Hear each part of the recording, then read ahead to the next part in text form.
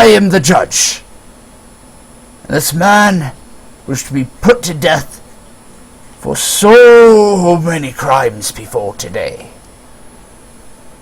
But he is not the only one we must judge. And for your help, I will give judgment over to you. He glances over at the party, almost forgotten by you guys up until this point, as Hardcastle locks eyes with him. Leona suddenly falters and blinks. The assassin drops. Tobias hobbles over, says, "That will be enough, Emil. Your father-in-law must pay for his crimes. In the courts, Hor's justice is not meant for him." Hardcastle's panicked eyes look from Tobias to the masked assassin to Robert. Robert, you have the floor. Robert approaches, still clearly wounded, having not even bothered to fix his shoulder, and says, "You will stand trial in the courts of Cormyr for your crimes against the people of the Redwood, for your aid in spreading the corruption of the Helmlands. What? And should I not consider the court's judgment fitting, I myself will take it into my own hands, for Tyr's justice reigns supreme over that of the courts of man." What are you talking about? I did nothing in the helm. Journal to his feet. He picks it up Read that. and he looks through it. I didn't see Kiara for a year before her death. Whoever she was speaking to, it was not me. I can assure you of that. I've been working tirelessly to find ways around the Helmlands. We couldn't rely on the mage's help if the Helmlands spread. So that is why I built my factory. That's why I have been doing all of this.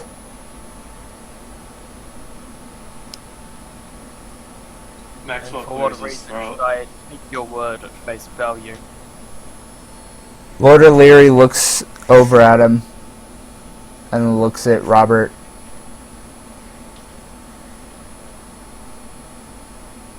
I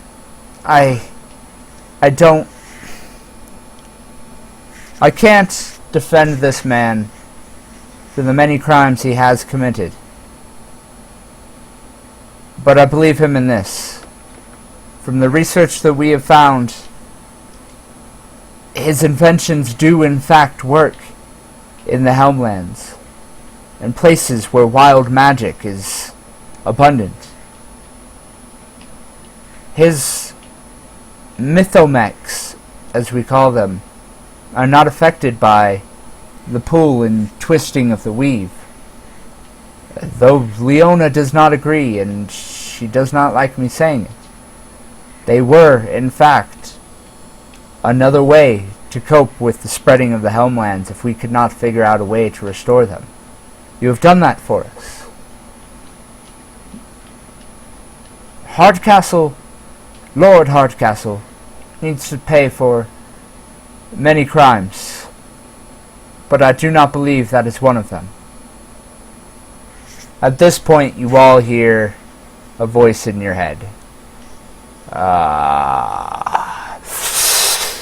An astute little one. It only took an entire council of mages to figure out that we've been pulling the strings all along. As I said before, your endless bickering, it entertains me. and it serves to fuel my plans.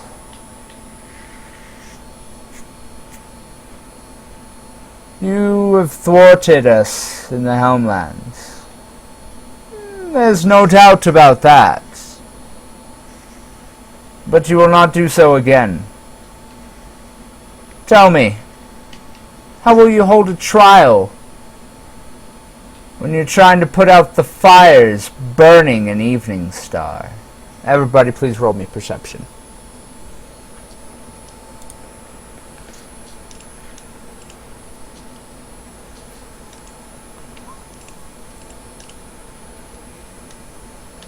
Yeah, so pretty good perception. Robert So, and it's Thok, not. you guys are kind of taken aback by everything that's going on, and then a sudden voice confessing things, and you're not really sure what's going on at this point. But Maxwell, you were quickly, as soon as you heard that, you glanced back to the north, and you see Thok takes out his pet rock, and you see a plume of smoke beginning to rise. Oh, how I wish I could take credit for this, but oh, Inogru, he's such a wily bastard. Have fun, children. Take care. At that, the presence vanishes from your minds. Leona and Lord O'Leary immediately burst into action and sprint to the north. At this point, Must follow them quickly. alright, you're following them. Robert and I'm not. Thok, you guys don't notice because Maxwell ran off without telling you guys. I said we must follow them. So Yes, I did say that, so but you're also not next to either of them. You're about 10 feet away from Fair both enough. of them. And they were both caught up in their own things. I really have to. Whatever. Maxwell is Maxwell. Maxwell does what Maxwell. Maxwell does what Maxwell does.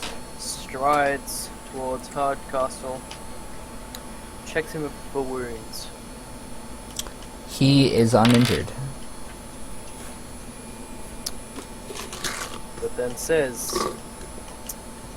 Lord Dan McMull has convinced me as to your plight with this Kiara of the Red Hood.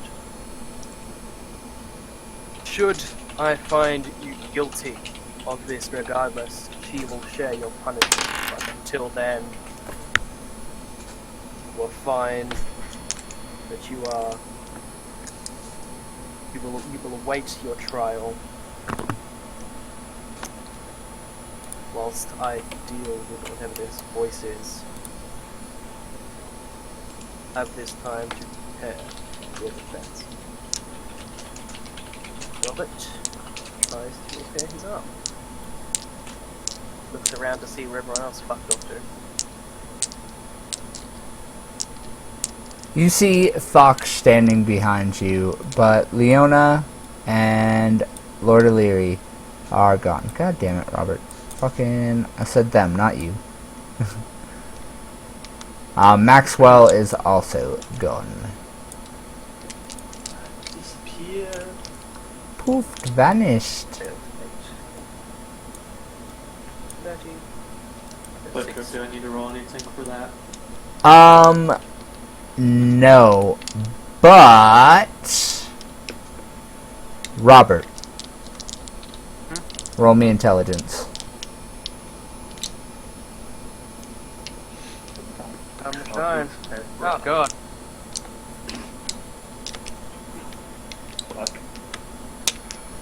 Robert, in your mind, you're still trying to comprehend everything that's going on. You're a little bit weirded out by the fact that, you know, forms were taking shape behind the combatants earlier, you honestly didn't even realize that a form took up behind you.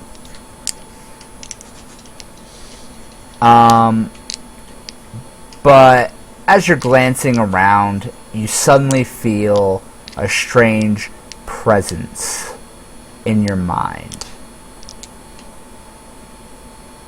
You immediately begin to panic because you believe that voice is coming back. Roll me a... shit. What is it? That thing. System. I don't panic though. I have an aura of fear immunity.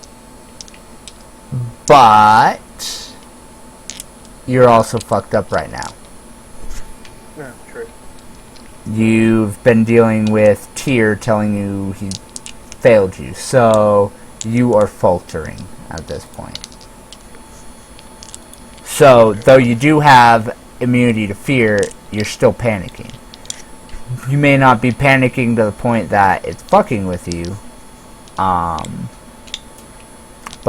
yeah. Roll me an insight, please. Boy, here we go. Wow, 2 decent rolls. As soon as the presence speaks, you hear Maxwell's voice in your mind. There you go. Shoulder pads. Can you hear me? Anyways, there's a fire in the Evening Star. Evening Star. We gotta go there now. I forgot to tell you. But get to the Evening Star now. Robert has one of those "oh Maxwell" moments and looks at Doc and says, "There's a fire in the Evening Star. They need it there immediately." And he fucking strides off. Before you can go too far, Robert, your eye is drawn to the hammer that flew off into under one of the barrels to the side. As you step closer, you feel a strong presence of light emanating from it, but not like the light you saw shining from Alistair's shadow. It is a more gentle and merciful light. Not sunlight when you wake up with a hangover, but sunlight streaming in as you wake up, you know, mid-morning, completely refreshed type thing. Nice and gentle, warming on your skin. As you Can't help but smile as he looks upon the hammer and he picks it up. you can feel a general power of it. You recognize a few symbols on it as random symbols that at some point in history represented Tyr. You will have to attune with this item to gain its full powers, but until then you get a Warhammer +2. Right. Warhammer's a two-handed weapon, right? Yes, sir. Versatile. I like how Warhammer you is so gave versatile. a question of how I'm speaking into your mind. You can do a lot of magic shit, and that's not the weirdest thing Robert's discovered so far. Is a Warhammer a 1d12 or a 2d6? Warhammer is a versatile 1d8 on one hander and 1d10 on two.